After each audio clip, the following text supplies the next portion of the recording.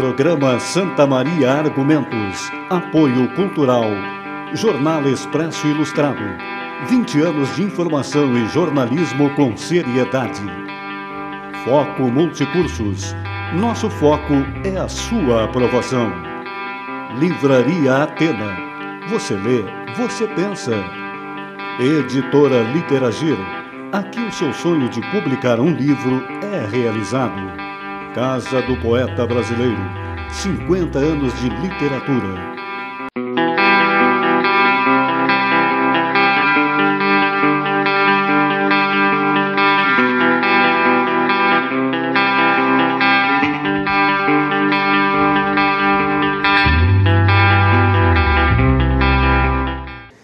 Olá, estamos com mais um programa Santa Maria Argumentos, Diálogos Culturais, um programa da TV Santa Maria em TV.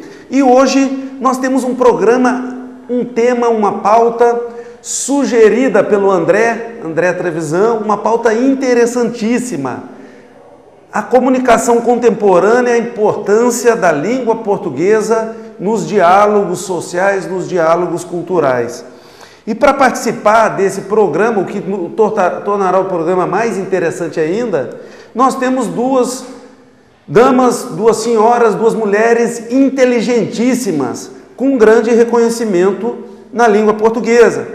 Comigo, a senhora Ruth Larré, que é professora, pesquisadora da língua portuguesa, já tem um reconhecimento regional, para não dizer em todo o Rio Grande do Sul, na língua portuguesa, é membro da Academia Santamarense de Letras e também contamos com a presença da professora Adriana Bonumar, professora de língua portuguesa do Colégio Militar de Santa Maria, doutora em linguística, né? E nós vamos iniciar a nossa pauta de hoje com o seguinte pensamento.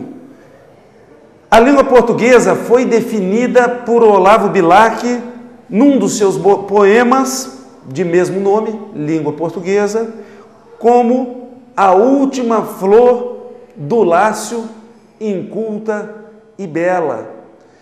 Olavo Bilac nos dizia nesse poema, né, que a língua portuguesa era uma língua falada pelo povo na região do Lácio, na Europa, uma região que foi dominada também por Roma. E a primeira pergunta vai para a professora Ruth Larré, já dando as boas-vindas. Gostaria que as senhoras, começando pela professora Ruth, contassem o porquê de ter escolhido ser professora de língua portuguesa. O que nós podemos fazer para motivar o telespectador para ser docente de língua portuguesa? Tudo bem, professora? Tudo bem, tudo bem. Dou meus cumprimentos aos telespectadores e começo pedindo desculpas por uma coisa que eu considero desagradável. Eu acho que eu não deveria estar de óculos escuros, mas infelizmente esqueci de trazer os outros mais clarinhos e, como sou míope, devo permanecer de óculos, me desculpem.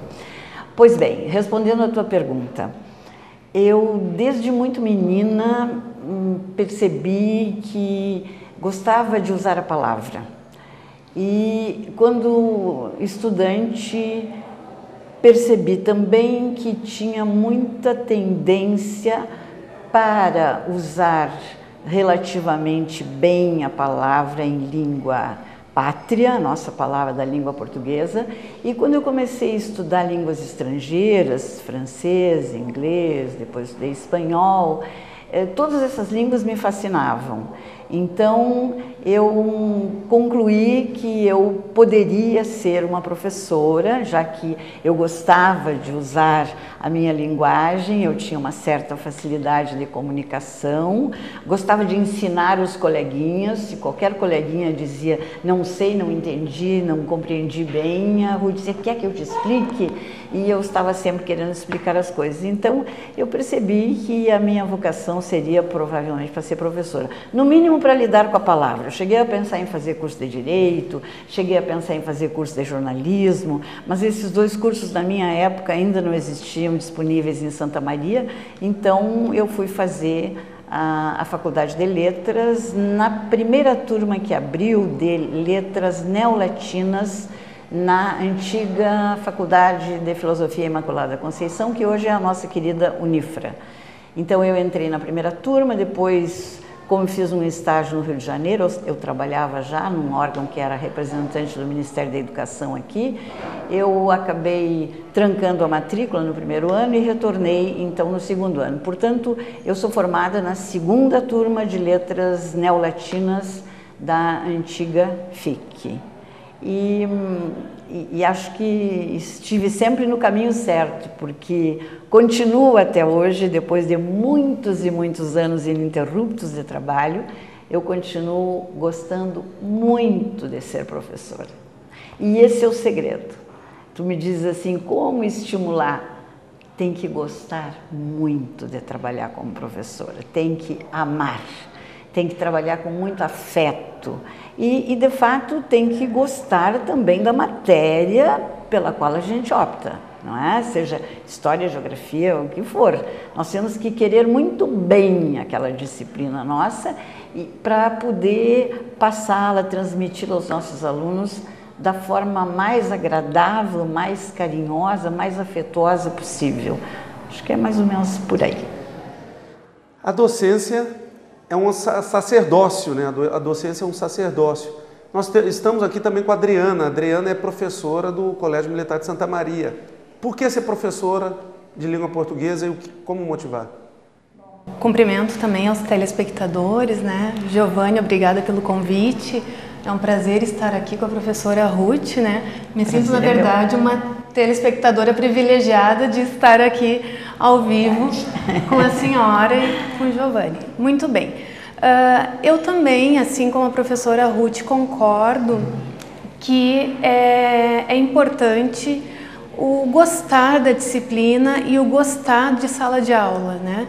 Então, a primeira motivação que eu encontrei para ir para as letras realmente foi a identificação com o conteúdo linguístico, a identificação inicialmente com a gramática da língua portuguesa, que é o que a gente tem contato inicial, né, na escola. Então, essa identificação me fez seguir por esse caminho. E também o gostar de me comunicar, de escrever, né, de ler. Então, são questões que acabam nos motivando e nos levando a escolher uma determinada profissão. E com isso veio também o prazer por dar aula, o prazer por pesquisar dentro da linguística, né? E eu acho que é isso que acaba motivando. E os alunos que vão para o curso de letras, a gente sabe, conhece, né? Alguns que têm diferentes motivações, mas a gente percebe que os que acabam permanecendo no curso são aqueles que de fato gostam e têm prazer por estudar a língua, né? Então acho que é mais ou menos isso também que nos encaminha. A professora Ruth falava sobre a importância da palavra. A palavra teve uma importância muito grande na sua vida, né? Acredito que na nossa vida, os professores, nós três somos formados em letras. A palavra ela tem uma representação muito forte no que nós somos, né? Na verdade, nós somos parte do que nós lemos, do que nós falamos, do que nós dialogamos. Professora, eu queria que a senhora contasse uma ou duas experiências, recordações que a senhora teve com algum aluno, mas que esteja relacionado ao ensino da língua portuguesa. Alguma lembrança, algum fato marcante com um aluno nessa sua história de docente de língua portuguesa que lhe emocionou e marcou na memória? Bom, são muitos, né, Giovanni, porque o meu tempo de magistério é enorme, mas tudo bem, vamos destacar. Vou destacar dois, então. Eu acho que foi na década de 80, eu trabalhava num pré-vestibular da cidade e dava aula de língua portuguesa, de literatura e de redação. Era num tempo em que a gente trabalhava nos cursinhos de forma mais polivalente. Então, eu tive um aluno que era muito chegado, aquelas salas de aula de cursinho que normalmente são muito cheias de alunos, que tu tens cerca de 100 alunos, às vezes mais até. Mas tem aqueles que sentam nas primeiras filas e que se aproximam mais, que na hora do intervalo ou do recreio vêm conversar, vêm perguntar, etc. Então, eu tive um aluninho assim, que conversava muito comigo, perguntava, e depois começou a me mostrar algum texto que ele escrevia de poesia, e eu sempre estimulava muito. As redações dele eram também muito boas. E ele fez vestibular para medicina, passou e foi embora, e pronto. Foi um aluno querido, que me deixou boas recordações, mas eu não soube dele nunca mais, até o ano passado. No ano passado, eu recebo um telefonema de alguém que me diz: professora, a senhora não vai lembrar de mim, meu nome é Márcio Couto, mas alguma coisa lá no fundo da minha memória saltou, mas esse nome não me é estranho. Eu disse: bom, está me chamando de professora, evidentemente foste meu aluno. Sim, fui seu aluno, mas acho que a senhora não tem como lembrar de mim. Diz alguma coisa a mais. Ele disse: eu só vou dizer que, na verdade, eu tenho dois nomes, Márcio Eduardo Couto. Quando ele disse Márcio Eduardo Couto, aí me voltou tudo. Eu disse: eu sei quem tu és, tu foste um aluno assim, maravilhoso, fizeste medicina, tu deve estar exercendo medicina. Sim, professora, eu estou quase me aposentando.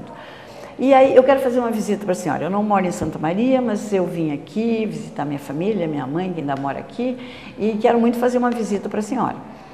E claro que eu o recebi com enorme prazer. E ele já era um senhor de cabelos grisalhos.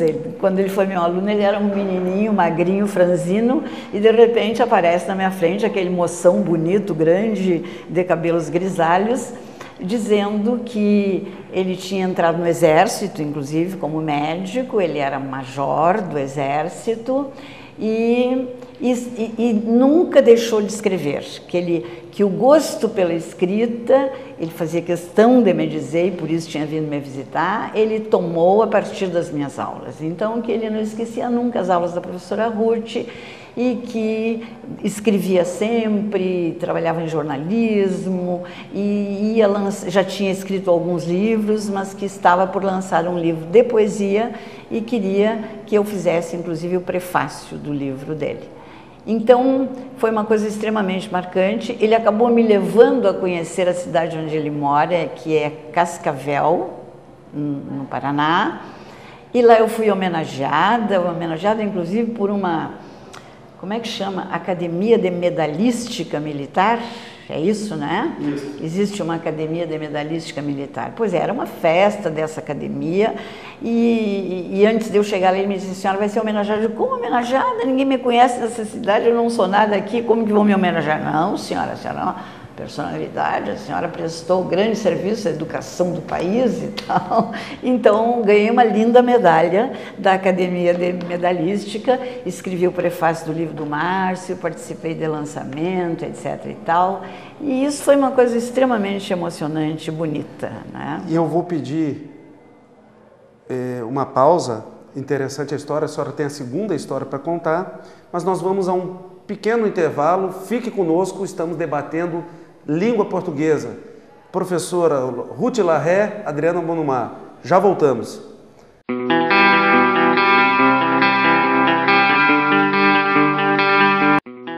Programa Santa Maria Argumentos. Apoio Cultural. Jornal Expresso Ilustrado.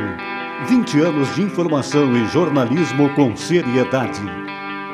Foco Multicursos. Nosso foco é a sua aprovação. Livraria Atena. Você lê, você pensa. Editora Literagir. Aqui o seu sonho de publicar um livro é realizado. Casa do Poeta Brasileiro. 50 anos de literatura.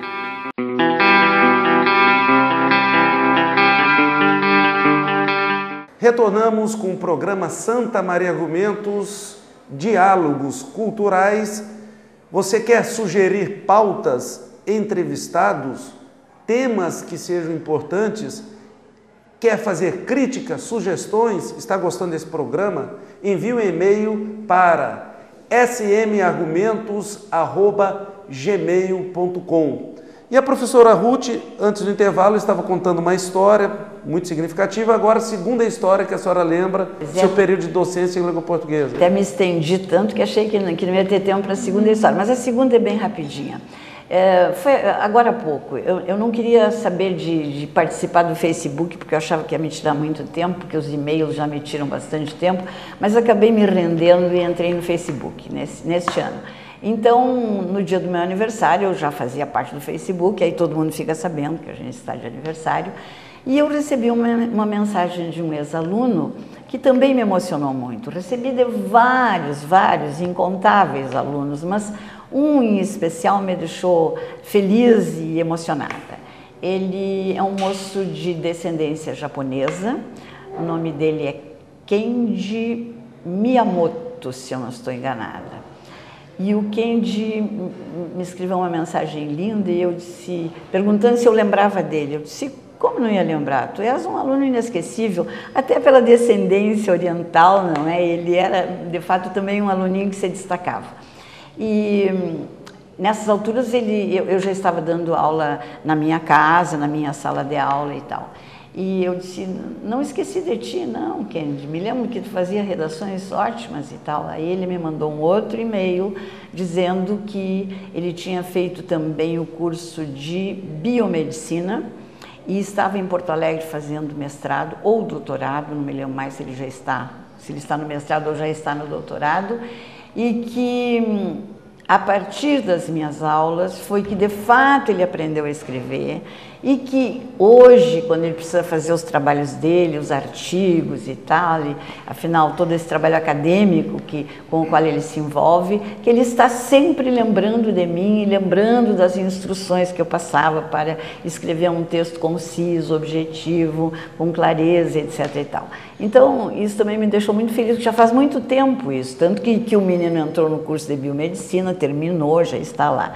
Então, saber que a gente deixa, não é, algum rastro assim de ensinamento que pode servir para muito tempo para alguém, é uma coisa de fato muito gratificante. A melhor coisa que nós temos, né, Adriana, como professora, é o reconhecimento dos alunos. Então, se alguém quiser ser professor, certamente não vai ganhar dinheiro, não vai ficar rico, vai ter que se contentar com um salário apenas razoável, mas vai ter muita alegria interior, essa alegria que vem do coração, assim, quando a gente eu encontro nos lugares mais diversos, inclusive estive na Europa uma vez e lá encontrei alguém, fui seu aluno lá em Santa Maria. Então, eu em todos os lugares que eu vou... São muitos anos, né, professora? Claro! Diversos anos, 60, 70... 60 anos de 60 magistério. Anos de magistério. Extraoficialmente, que eu comecei com 16 anos, não é? Mas então eu tenho aluno em todos os lugares do mundo, né? Em diversas gerações. Em diversas gerações. E isso, de fato, não tem dinheiro que pague, sabe? Não tem realmente. Mas é muito bom, é muito bom. É muito bom, essas recordações, elas são significativas. Adriana, uma recordação que tu lembra do teu período de docência sobre língua portuguesa?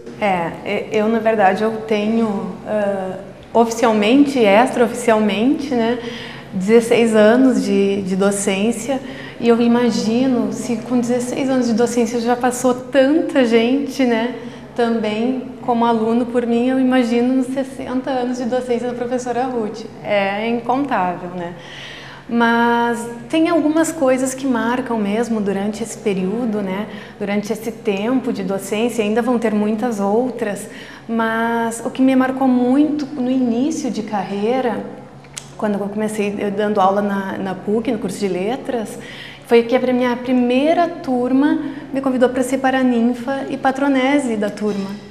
E isso foi extremamente gratificante e emocionante de perceber. Foi uma turma que eu acompanhei por 4 semestres, se eu não me engano, e a gente conseguiu recuperar muita coisa que tinha ficado, né, do início do curso. E foi um apego muito grande entre professor e alunos, e eu tive esse convite que foi extremamente gratificante. É muito bom mesmo, o reconhecimento é algo que não esquecemos, né? Não tem como esquecer. E uma outra situação que me lembra muito aí é uma situação de sala de aula, que também foi no curso de letras, né? Quando eu ingressei no curso de letras, no 3º semestre, nós começamos, eles já haviam perdido um semestre de linguística por falta de professor, então nós tínhamos que recobrar aquele tempo que tinha sido perdido, né? E começamos a trabalhar a questão da variação linguística, a noção do certo, do errado e do diferente na língua, né? E isso causa para aquele aluno do início do curso uma certa estranheza. Ah, mas como assim eu falar de tal forma não é errado? Como assim eu falar de tal forma é aceitável? Né? E eu me lembro que isso para eles foi uma descoberta muito grande. Muita gente se encantou ali com o curso de ver a possibilidade de existir um diferente na língua. Até o peso de diminuir um pouco o medo. Exatamente. De não estar tão o medo correto, do erro, né? O medo do erro que todos nós temos. Mas assim, essas lembranças são significativas. A língua portuguesa, ela é reconhecida no mundo como uma língua muito bela, muito bonita, uma língua muito bonita. Professora Ruth, como fazer um aluno, uma dica rápida, de como fazer um aluno adquirir o amor pela língua portuguesa, né, como contribuir para que ele mesmo construa esse amor pela língua portuguesa? Eu acho que, de certa maneira, isso já foi dito, tanto pela Adriana como por mim. Se o professor souber seduzir o aluno para o gosto da língua, pela sua forma de trabalhar, não só pelo seu conhecimento da matéria, mas pela sua forma de transmitir a matéria, pelo carinho, pelo amor que o professor vai deixar o aluno perceber que ele tem pelo seu trabalho, eu acho que é isso que pode seduzir o aluno, sabe? Nada mais, eu não sei de dica especial nenhuma. Quando os alunos me dizem, não esqueci a senhora, gosto muito da senhora até hoje. Ontem uma pessoa me ligou, queria que a minha filha fizesse curso com a senhora, fui sua aluna, adorava as suas aulas.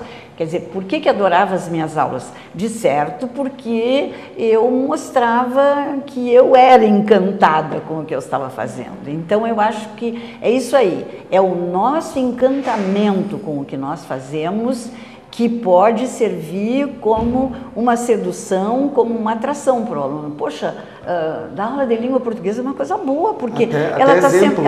Exemplo. Exato, ela está sempre de cara boa, ela está sempre com os olhos brilhantes, ela está sempre sorrindo, deve ser uma coisa boa. Eu jamais entrei para a sala de aula com cara feia. Agora mesmo estou passando um processo de herpes zoster, que é uma doencinha chatinha, né? Um vírus incomodativo. Não deixei de dar aula e chego na aula, por mais que eu possa estar assim meio abatidinha, deixo o abatimento lá dentro do meu quarto. Quando eu chegar na aula, eu tenho que estar aparentando alegria, satisfação, felicidade. Nós passamos um batom e vamos, né? Claro, tem que ser isso. Adriana, o Brasil é um país continental. No teu comentário anterior, tu falou, teve uma fala interessante, que era até uma das perguntas da nossa pauta, a respeito desse Brasil continental. Nós temos muitas gírias, muitos sotaques, palavras que são incorporadas pelo neologismo, a criação de novas palavras. Nós temos estrangeirismos que entram para o nosso idioma. É uma pergunta assim bem quadrada que eu vou fazer, mas é intencional. O que é certo e o que é errado na língua portuguesa? Os nossos gramáticos contemporâneos estão mais permissivos, mais abertos em relação ao erro? Tudo é um momento, né? Tudo é um momento de se utilizar ou não a língua portuguesa. Claro. Por favor. Na verdade, a nossa língua é uma, né? Mas nós temos, pela teoria da variação e da mudança linguística, como a língua é um fenômeno social, né, uma atividade interacional, ela está sujeita a mudanças, né, conforme o tempo passa, ela evolui no tempo, né? E com isso nós temos as variantes linguísticas, as variações linguísticas. Então nós temos, embora a língua seja uma, nós temos uma variante padrão, uma variante coloquial, variantes regionais, né?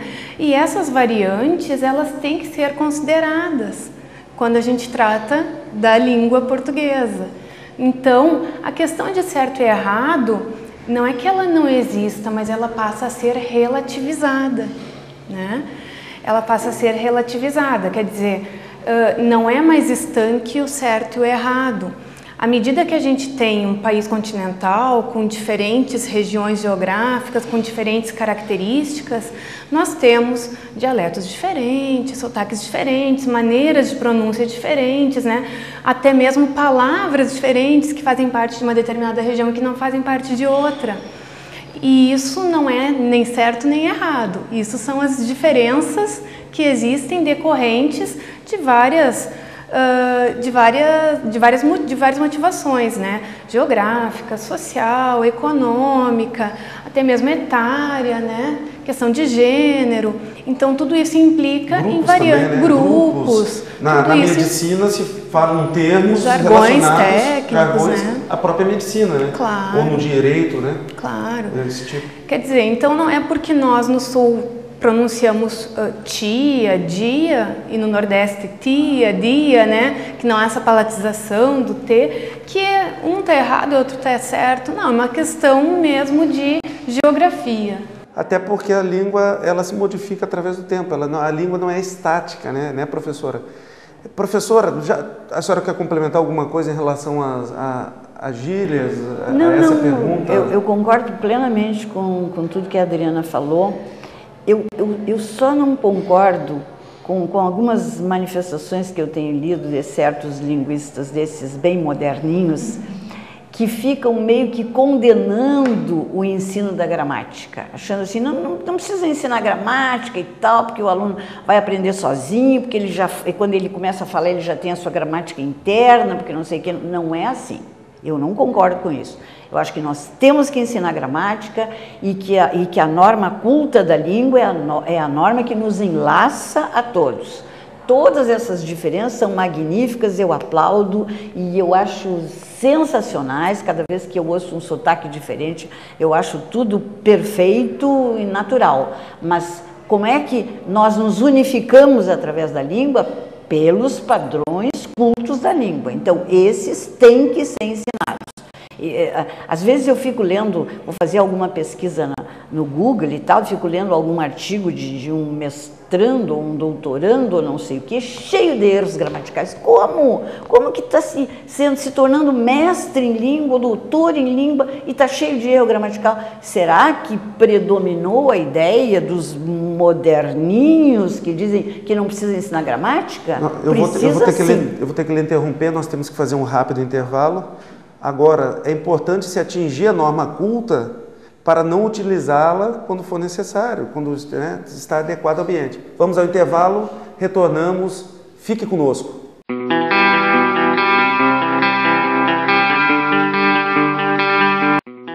Programa Santa Maria Argumentos, apoio cultural, Jornal Expresso Ilustrado, 20 anos de informação e jornalismo com seriedade.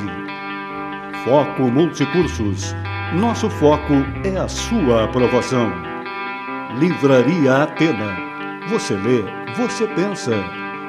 Editora Literagir. Aqui o seu sonho de publicar um livro é realizado. Casa do Poeta Brasileiro. 50 anos de literatura.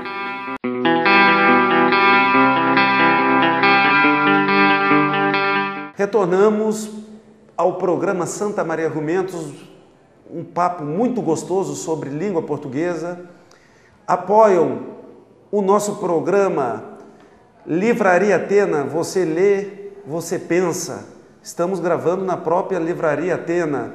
Jornal Expresso Ilustrado, 20 anos de jornalismo com eficiência e seriedade.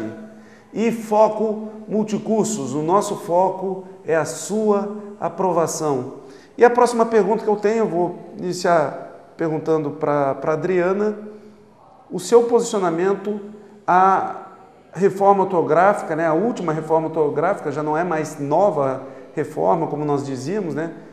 O seu posicionamento concorda, discorda a respeito da reforma ortográfica que aproximou um pouco mais os países, né? Mas os alunos ainda estão se adaptando a isso, e os professores também, né? Os manuais didáticos também. Bom, em relação à reforma, eu acredito que essa reforma mais do que linguística, ela é uma reforma política, né? Até pelo objetivo que ela teve, que foi aproximar de forma mais efetiva os países lusófonos, né? Então, mais do que linguística, eu acredito que ela foi política. Em relação às modificações que houveram, eu particularmente, não sei se a professora vai concordar comigo, mas eu lamento a queda do trema.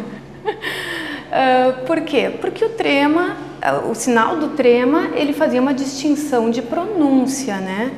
Entre o I de quero e o I de linguiça. Há uma diferença de pronúncia que era marcada por esse sinal. Ali eu fico meio reticente. Mas algumas outras coisas, em relação à simplificação em torno do hífen, eu acho que foi válido. E também em relação ao acento diferencial, né? Que os acentos diferenciais, na sua grande maioria, acabaram caindo com essa reforma. Também acho que tem uma lógica, porque pelo contexto em que está inserido aquele termo, a gente consegue identificar seu significado. Mas, de qualquer forma, não sei, eu tenho dúvidas ainda se vai atingir esse objetivo de aproximar os países lusófonos, de fato, mas, para mim, fica muito claro que a reforma ela é mais política do que linguística. Professora Ruth Larré, favorável, qual a sua opinião a respeito da reforma ortográfica que tirou o trema, cortou hífens, cortou acentos em ditongos abertos, entre outros, né, outras modificações? Não simpatizo muito com ela. Não simpatizo porque, em primeiro lugar, acho que ela foi feita de forma meio arbitrária por um pequeno grupo que não se assessorou devidamente de grandes cabeças que são, de fato, expoentes no ensino e no estudo da língua portuguesa no Brasil, sabe? Acho que houve muitas coisas que não foram bem feitas. Claro que também, como a Adriana, não concordei absolutamente com a queda do trema. Quanto aos acentos diferenciais, não me conformo que tenha desaparecido o acento no para do verbo parar. Não vejo lógica terem mantido o por verbo acentuadinho para diferenciar do por preposição. Evidente, ótimo. Mas e por que não, se são casos absolutamente semelhantes, retirar o acento do para verbo e ter deixado a forma para do verbo parar igual a para a preposição. Acho que isso é insensato. Então, não gosto disso. Quanto a algumas simplificações do hífen, eu até achei que ajudaram um pouco, mas a coisa não foi feita como deveria. Um dos maiores problemas do hífen é o hífen com o prefixo bem e com o prefixo mal. E essa confusão continua igual. Não arrumaram nada.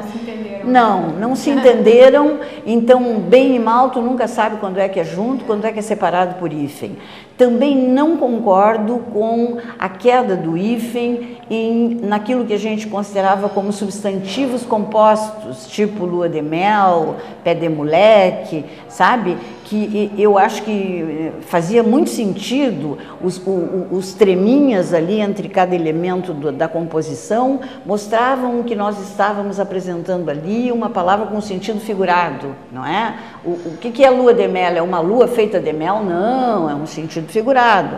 Tá, o que é pé de moleque? É um pé de um molequinho sujinho da rua? Não, o pé de moleque com hífen é o nome de um doce. Se eu quiser me referir ao pé de um molequinho de rua, eu vou escrever sem hífen. Então, essa diferenciação me parecia, né, que facilitava, que era interessante. Retiraram arbitrariamente, resolveram não chamar mais de adjetivo composto, chamar de locução substantiva, sabe? Eu acho que a coisa foi feita mais ou menos, embora tenha tido muito tempo para ser feita, mas eu acho que ela não foi feita com a devida seriedade e, como eu digo, acho que há cabeças pensantes muito importantes desse país, como o nosso doutor Cláudio Moreno, aqui no Rio Grande do Sul, que deveria ter consultado e não ter sido consultado e não foi. Então, não simpatizo com a reforma, nem um pouquinho. E a uniformidade não deu.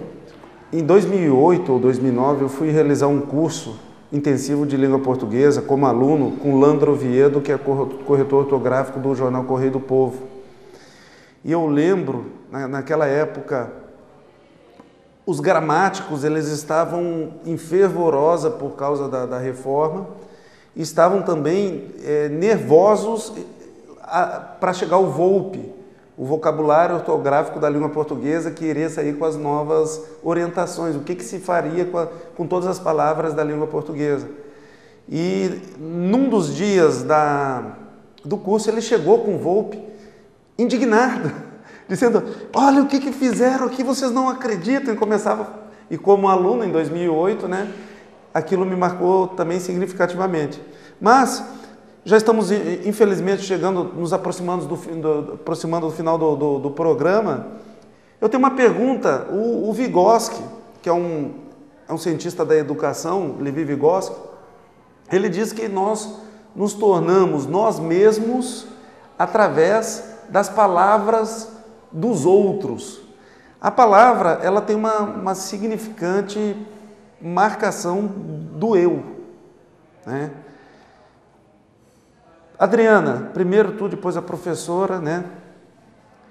Percebe essa marcação do eu nos seus alunos quando eles saem da aula de língua portuguesa, quando eles se comunicam através da palavra? Existe essa modificação daquele aluno que chega no início de um ano letivo e o aluno que sai por intermédio do ensino da língua portuguesa? Eu acredito que sim, inclusive, Vygotsky diz, né, que nós nos constituímos como sujeito através da linguagem, né, através da língua, do nosso discurso.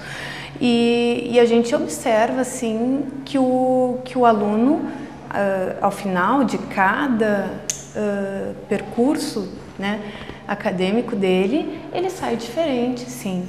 Ele sai com conhecimento e com uma afirmação muito positiva, né? Então, até porque a língua é o grande instrumento de interação e de relações, né, pessoais e interpessoais que a gente tem. Junto da língua, talvez só o pensamento, né, para poder tomar par nessa questão.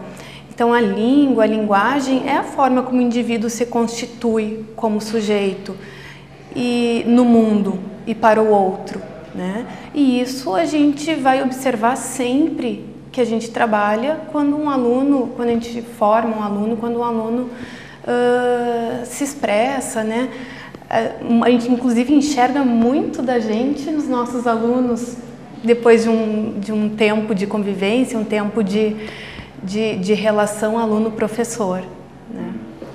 Professora, a senhora se estrutura, a sua personalidade, a senhora nos diz, desde 16 anos ou mesmo antes, por gostar da língua portuguesa. A senhora tem, se não me engano, 2 livros publicados, é isso ou mais? Quantos livros publicados? Tenho 3, na verdade. Tenho um livro didático, Textos para o Vestibular, a primeira vez que a Universidade Federal de Santa Maria lançou uma lista de leitura obrigatória. Eu coletei textos junto com uma colega e fizemos análise desses textos todos. Esses livros saíram com 3 edições que estão absolutamente esgotadas, não existem mais.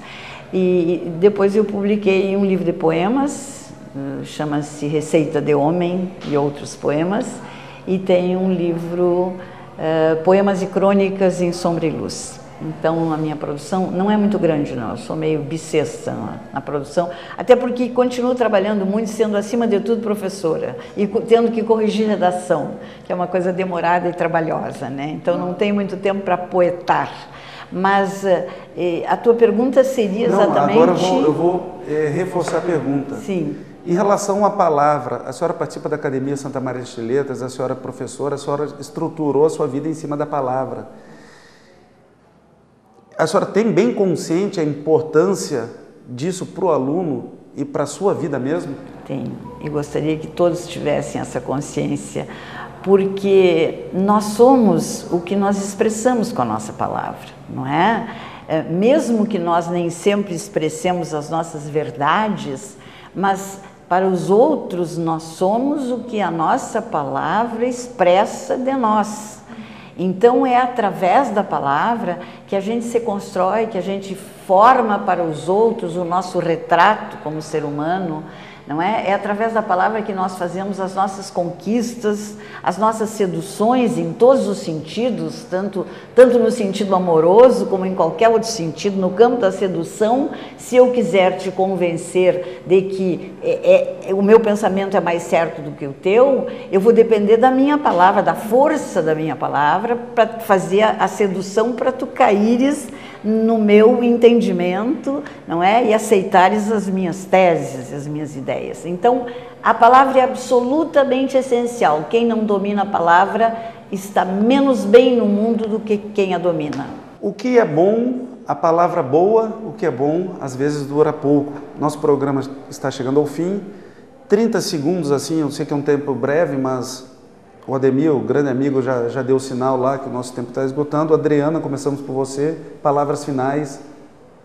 Bom, eu gostaria novamente de reforçar meu agradecimento e o prazer de estar aqui com a professora Ruth, contigo, Giovanni, falando sobre um dos grandes amores da minha vida, né? Que é a docência, a língua, o português, a linguística, né? Então, para mim é imensamente prazeroso e eu quero dizer que realmente passou muito rápido, né? Fica aqui meu agradecimento e, de repente, uma próxima, né?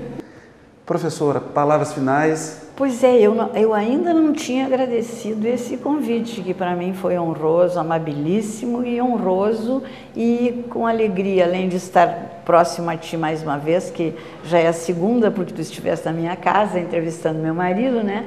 Agora ter conhecido essa pessoinha bonita em todos os sentidos, né? Que é a professora Adriana, cheia de conhecimentos e cheia de vivacidade aí para levar adiante o ensino da língua portuguesa.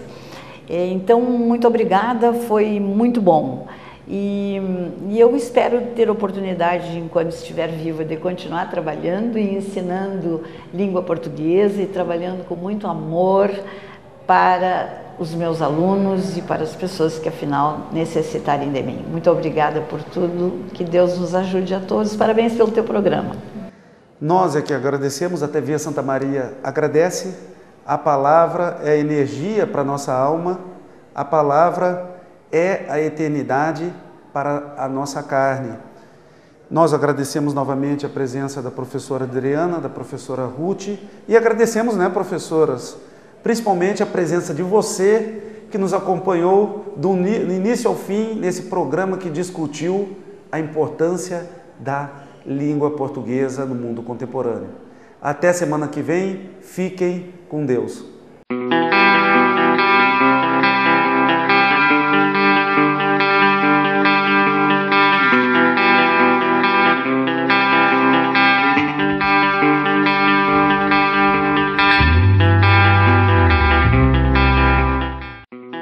Programa Santa Maria Argumentos. Apoio Cultural. Jornal Expresso Ilustrado. 20 anos de informação e jornalismo com seriedade. Foco Multicursos. Nosso foco é a sua aprovação. Livraria Atena. Você lê, você pensa. Editora Literagir. Aqui o seu sonho de publicar um livro é realizado. Casa do Poeta Brasileiro. 50 anos de literatura.